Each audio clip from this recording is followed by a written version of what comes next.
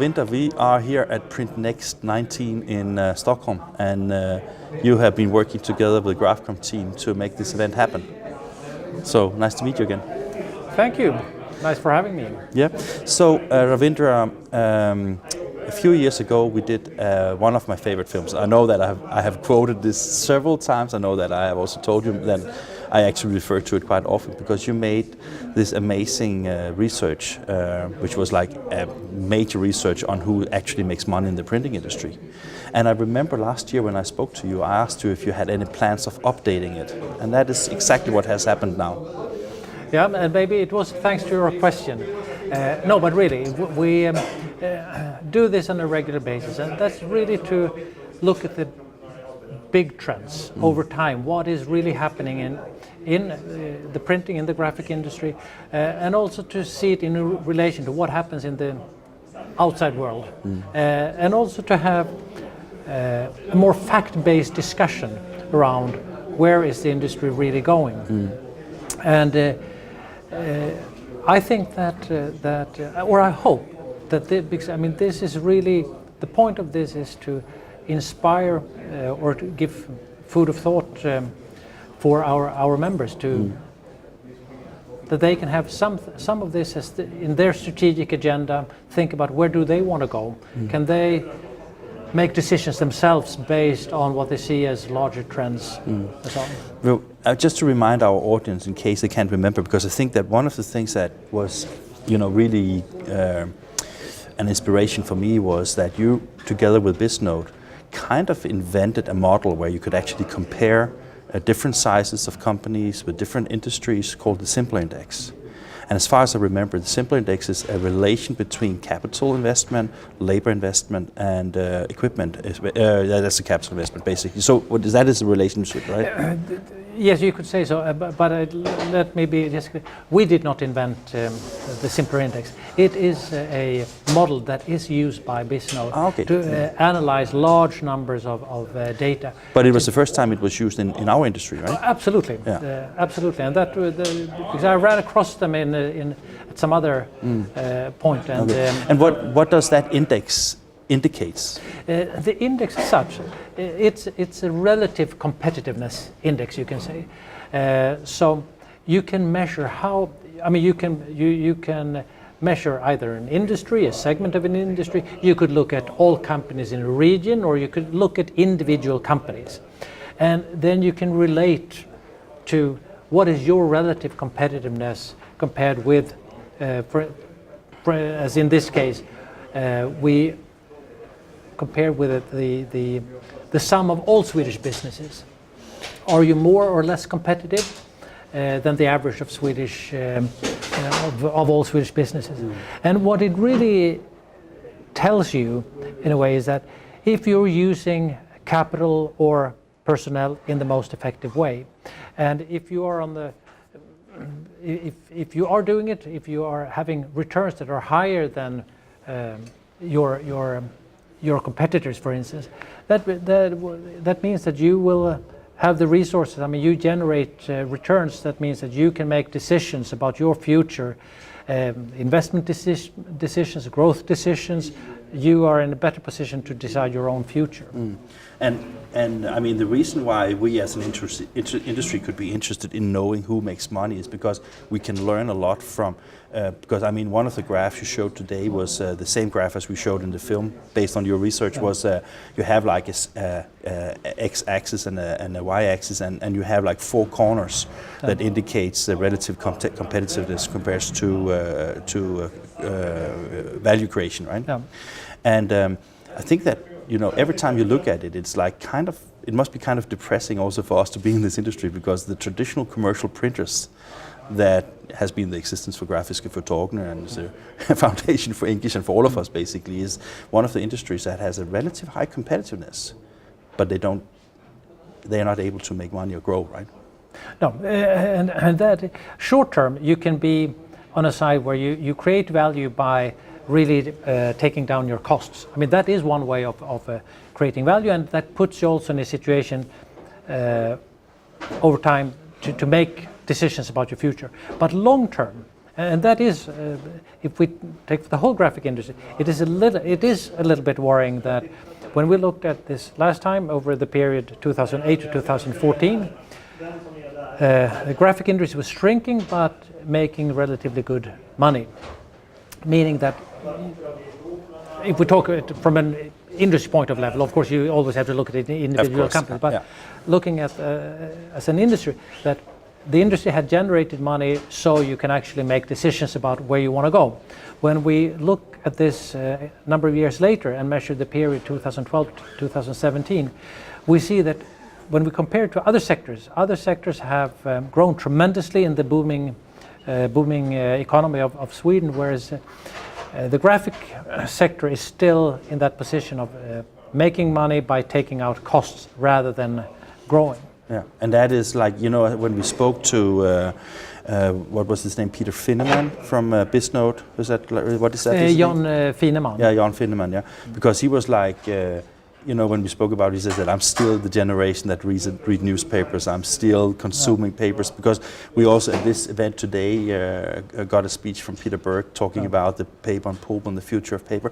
I think that everything that we're talking about in these relations is not only about how we can take market shares from each other, how we can decrease our cost, how we can, but it's also how can we turn us into an industry that is more innovative and finding new ways and ideas to produce things, right? Do you concur on that agenda? On an individual level, and that's what I try to show, that even in a mature or declining market, you can have growth strategies. As an individual company, you can absolutely have growth strategies. And within every segment, basically, right? In every segment there will be somebody grow. I mean, there are segments in the graphic industry that are clearly growing, among others large formats. Though it's growing slower than it used to. Yes, but it's still growing, maybe because of a bit of maturity. A lot of printers have entered that segment, and meaning that it becomes more competitive. The returns in that segment is about average as Swedish businesses in general. What I think is interesting is that looking at our largest printers, they have really chosen a very clear path of acquisitions. They buy market share. They consolidate the market, which is very healthy in a slightly mature and declining market. And we could clearly show that when we look over a longer period of time, that the big printers have created a lot of value, and they have also, in terms of size, they are much bigger than what they were. So would you say that they are better off now, regardless of the industry trends, just because of the size? You're never better off just because of size, but in a declining or a mature market, size is really, really important if you have if you have a sustainable profit, because eventually you can say that those who are financially strong, can play the game in a way that and wait and see or acquire companies as they go along, and eventually they will have a very good situation. That's, you can say, that's the market theory. In reality, of course, it's challenging, but and depends on the mindset of people, right? Because as we also learned today, can't remember who talked about it, but every time you're in a situation where you can have all the market trends, you can have all the ideas, but the biggest resource for growth and innovation comes from your mindset and not from your size of company, right? I presented at the end of my presentation, I showed what companies are really the most profitable in our industry. And I was surprised because it was so nice to see those names. Also because some of the names, at least for outsiders, were not very known names. So it seems that somebody is also flying under the radar, just doing good business, basically, right?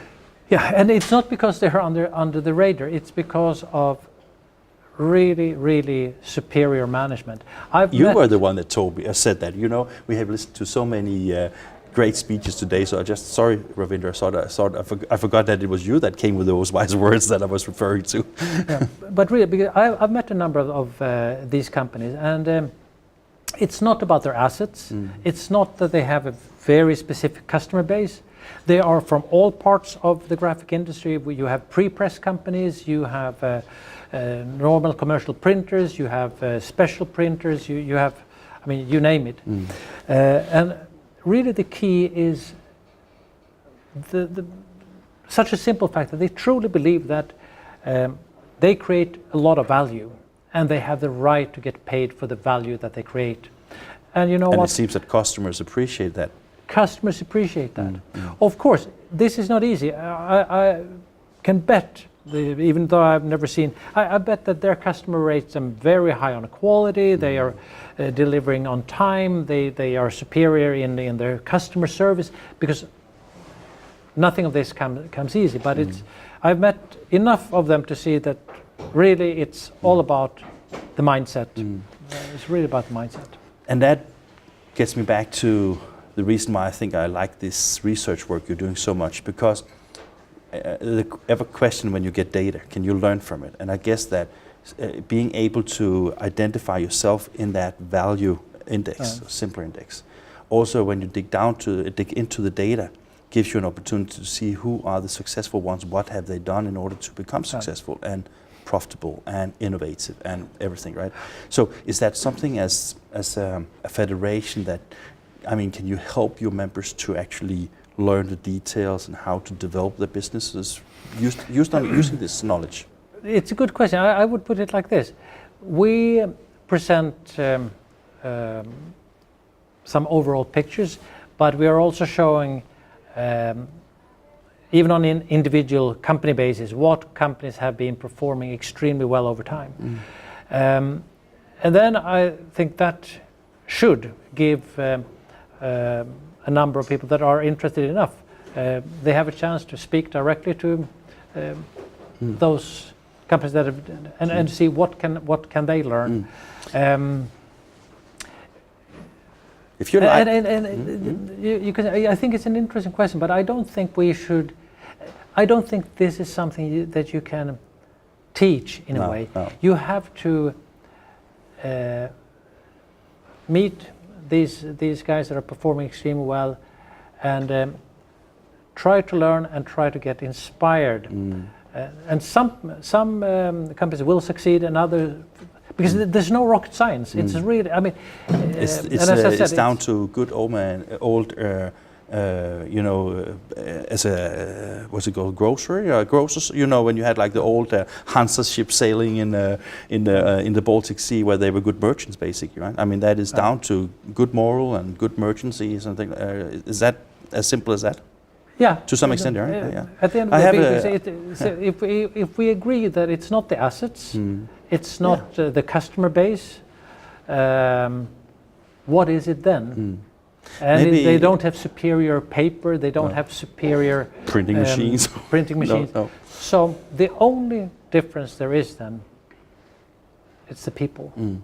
It's the people that make the difference. It's kind of funny, because one of the mantras that we have had for INKISH since the beginning, and again, thank you very much for your support as well during the years, is we believe, and that is also one of the reasons why we like to contribute sending from these conferences, is that sharing success stories. I think actually you told that in the very first film I did with you, saying that sharing success is the key of knowing and learning from each other, right? I mean, because we can always look in the paper for the bankruptcies, right? We can always look for the negative trends everywhere, but to learn from the really great ones is something that should inspire industry leaders, right? And I think, and we see that more and more across all industries. And I really believe that true leaders, they share their success stories. They also share failures, but they really know that by sharing, by giving, you will also get, and you will develop.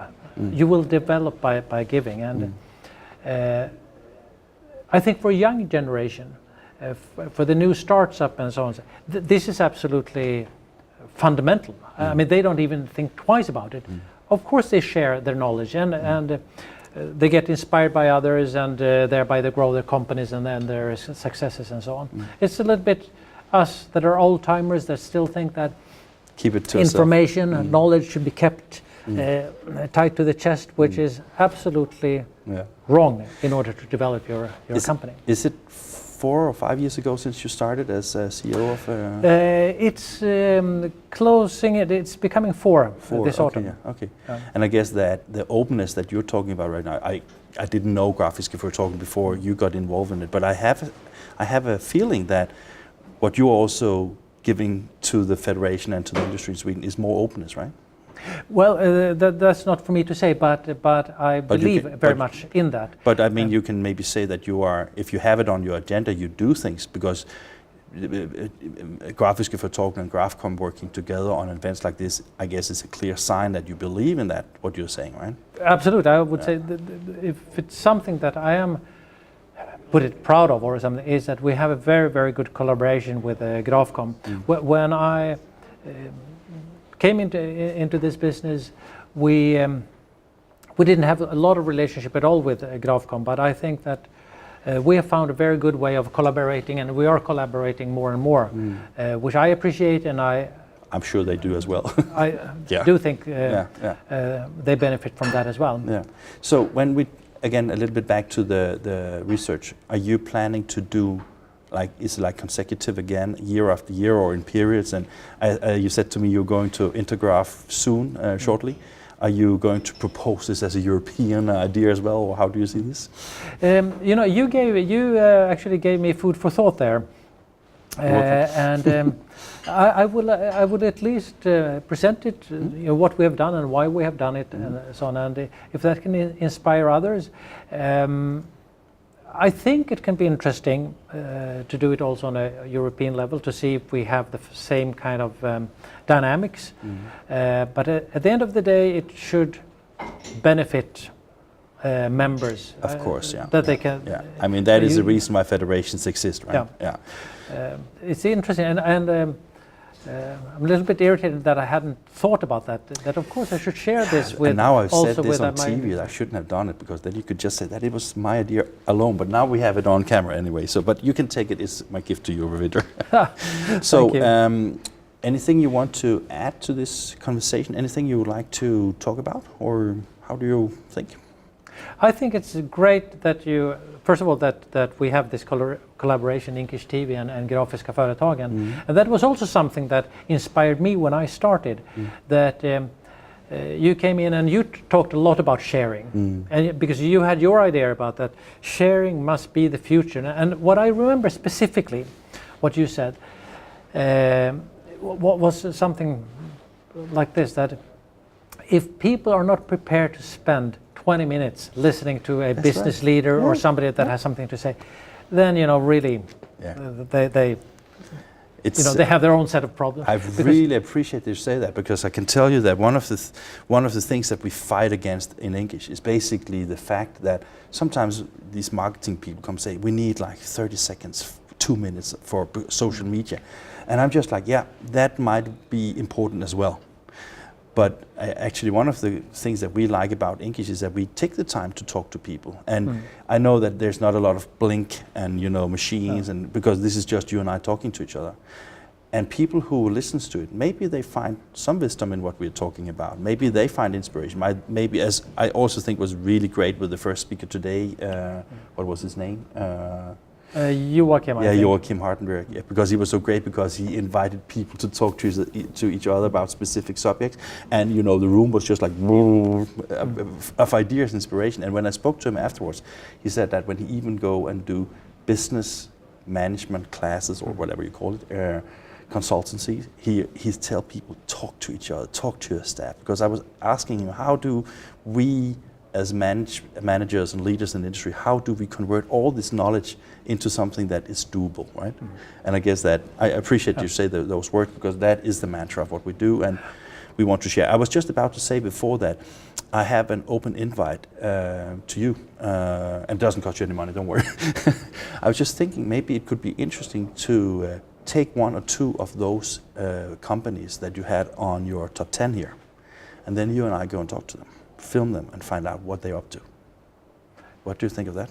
I think it sounds like a really, really tempting idea. Okay, let's get back to that. Thank you, Ravindra. Thank you. Okay.